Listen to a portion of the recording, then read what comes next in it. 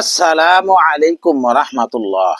যদি আপনি দেখেন আপনার উপর মানুষের হিংসা, বিদ্বেষ, শত্রুতা বেড়ে গিয়েছে, তাহলে আপনি আল্লাহ তাআলার কালামের দিকে মনোনিবেশ করুন।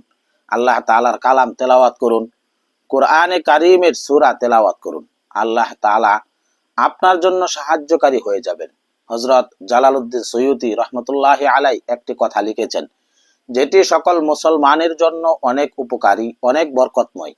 এটা শোনার পর বা জানার পর আপনার কোনো কবিরাজের নিকট যাওয়ার প্রয়োজন হবে না। আপনি নিজেই আপনার সকল সমস্যার সমাধান করে নিতে পারবেন। কবিরাজের পিছনে দৌড়াদৌড়ি করার কোনো প্রয়োজন হবে না। কোরআন এমন একটি কিতাব যার তেলাওয়াত আমাদের সকল পেরেশানি দূর করে দিতে পারে। কোরআনকে এই জন্যই দেওয়া হয়েছে যাতে আমরা আমাদের জীবনের সকল সমস্যার সমাধান করতে পারি।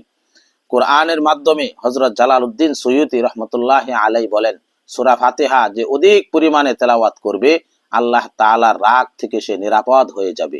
সূরা ইয়াসিন যে ব্যক্তি প্রতিদিন তেলাওয়াত করবে, আল্লাহ তাআলা কিয়ামতের দিন এই সূরার বরকতে তাকে কিয়ামতের দিনের পিপাসা থেকে মুক্তি দান করবেন।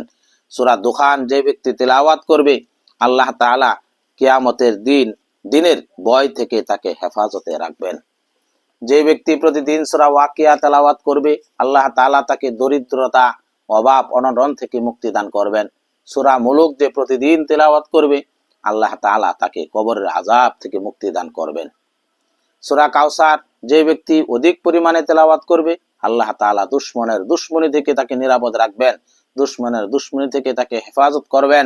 যে ব্যক্তি অধিক পরিমাণে সূরা কাফিরুন তেলাওয়াত করবে, আল্লাহ তাআলা তাকে মৃত্যুর সময় কাফের হওয়া থেকে হেফাজত করবেন।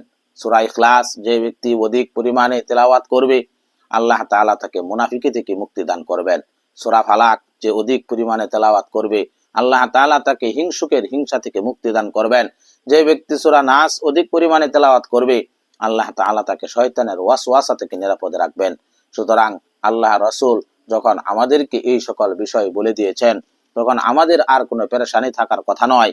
কেউ হিংসা বিদ্বেষ করে, কেউ শত্রুতামি করে, দুশমনি করে আমাকে ক্ষতি করার চেষ্টা করে, তখন অন্তরে এই বিশ্বাস রাখবো, ক্ষতি থেকে বাঁচানেওয়ালা আমার আল্লাহ অনেক বড়।